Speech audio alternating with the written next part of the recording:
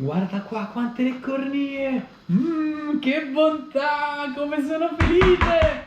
Amore, mangiale con moderazione che troppe non ti fanno bene. Ma soprattutto non gliene starai mica dando al leoncino, vero? Assolutamente no!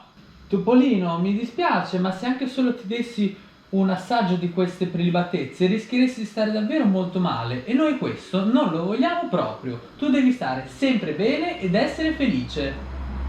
Questa volta non cederò ai tuoi occhioni meravigliosi. Bravo, col cibo non si scherza. Ciao amici pelosi, sono Manuel del Mondo a misura di Leon e in questo video vi mostreremo quali sono gli alimenti da non dare ai cani. Sapete quali sono?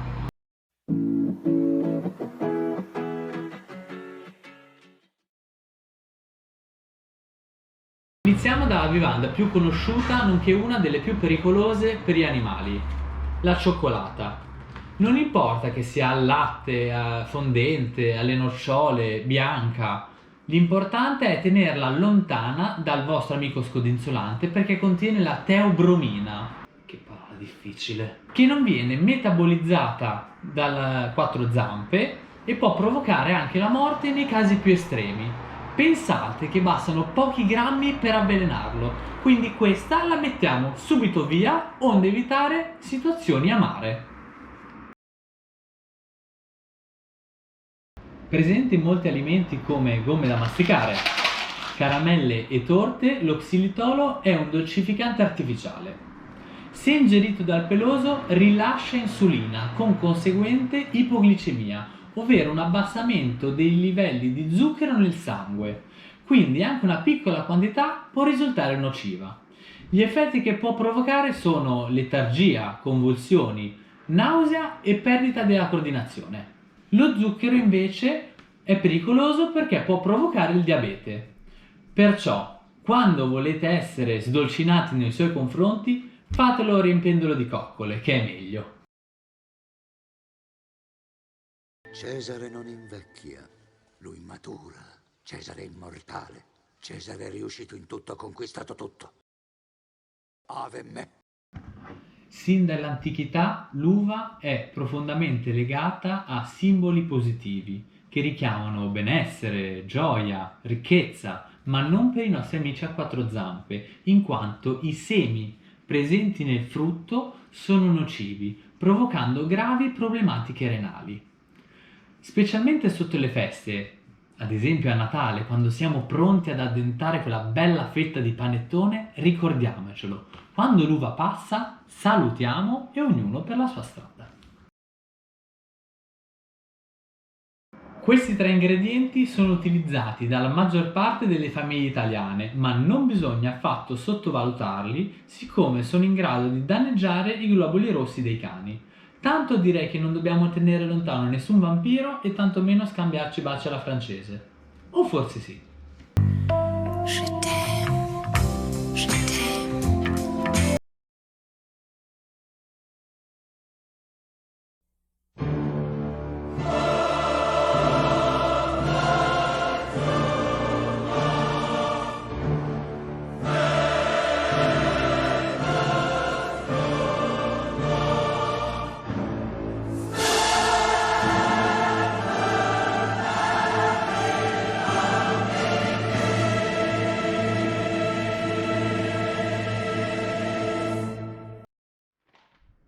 Dai, non è possibile! Ma siete più veloci della luce! Come fate? No, queste no! Vi do un biscottino che è più salutare. Compromesso? Proprio come a noi, anche i nostri cuori pelosi, un consumo eccessivo di sale può risultare dannoso, portando come conseguenze a crisi epilettiche, specialmente se già soffrono di malattie cardiocircolatorie. In ogni caso è bene sempre avere a disposizione una bella ciotola d'acqua fresca e pulita.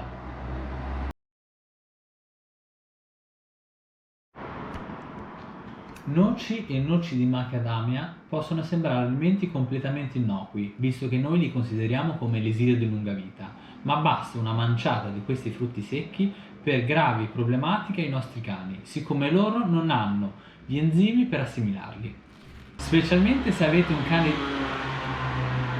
Specialmente se avete un cane di taglia medio-piccola, ne bastano 4-5 per problematiche spiacevoli. E voi non volete questo, vero? Altrimenti ve la do io una noce. Sapete cos'è la persina? No, non è una piccola donna proveniente dalla Persia, bensì la tossina presente nell'avocado. Nonostante le sue origini esotiche, se mangiate in grandi quantità dal cane risulta essere nocivo. Ma tanto, cosa l'ho comprata a fare che costa un occhio della testa e sceglierlo maturo è una mission impossible?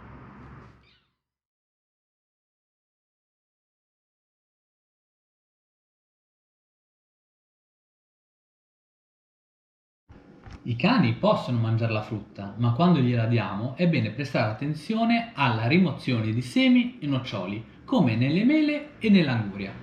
Da piccoli ci prendevano in giro, dicendo che se mai li avessimo ingeriti sarebbe cresciuto dentro la nostra pancia il frutto intero. Ma, scherzi a parte, per il cane questi possono creare forti dolori e ostruzioni intestinali.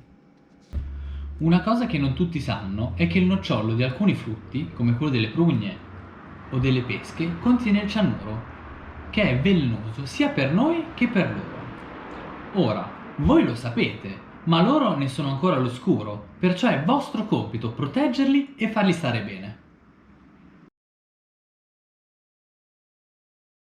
Il lievito è presente in molti cibi che quotidianamente portiamo a tavola, ad esempio sotto forma di pane, pizze, focacce, e si sa, più questi sono caldi, più sono freschi, ma altresì più pericolosi per i nostri cani, perché se l'ingrediente principale viene digerito in grandi quantità, questo continuerà a svilupparsi nello stomaco dell'animale, provocando gravi dolori forti e feci molli. In aggiunta, il lievito potrebbe fermentare, producendo una grande quantità di etanolo, rischiando addirittura l'avvelenamento da alcol. Se proprio volete dargli il pane, optate per quello secco e la parte esterna, che fungerà da azione pulente per i suoi denti. Penso che l'associazione osso-cane sia ben consolidata nel nostro immaginario collettivo, tuttavia ci sono alcune considerazioni che è bene non dimenticare. Mi sto riferendo alle ossa del pollo o del coniglio, ma anche alle lische di pesce, siccome sono tutte di piccole dimensioni e fragili, tanto da frantumarsi. Quali sono i rischi? A causa delle schegge si possono creare ferite interne, soffocamento o talvolta addirittura la perforazione dello stomaco. La nutrizione del vostro cane è una cosa seria, eppure per quanto sarete attenti potreste trovarlo sul fatto a mangiare qualcosa che non dovrebbe. Il pericolo è dietro l'angolo, ma per stare tranquilli non serve tanto. Tenete in alto i cibi così che non ci possa arrivare col muso. Mettete le sedie sotto la tavola così che non possa salirci sopra e chiudete la porta della dispensa. Qualora notate un comportamento anomalo o ritenete che abbia mangiato qualcosa di tossico, non esitate, chiamate subito il vostro veterinario. Per saperne di più sui cibi da evitare e informazioni sul mondo canino, iscrivetevi nel canale, siete i benvenuti nel branco. Alla luce di quanto visto, conoscevate i pericoli nascosti dietro a queste prelibatezze? Scrivete nei commenti se il vostro cane ne ha mai mangiato uno e soprattutto condividete con noi la vostra esperienza perché potreste essere d'aiuto a qualche altro proprietario. Se il video vi è piaciuto, per favore mettete un bel mi piace, attivate la campanella e condividetelo con chi pensate possa tornare utile. Noi vi ringraziamo dell'attenzione dedicata e ci vediamo in un prossimo video.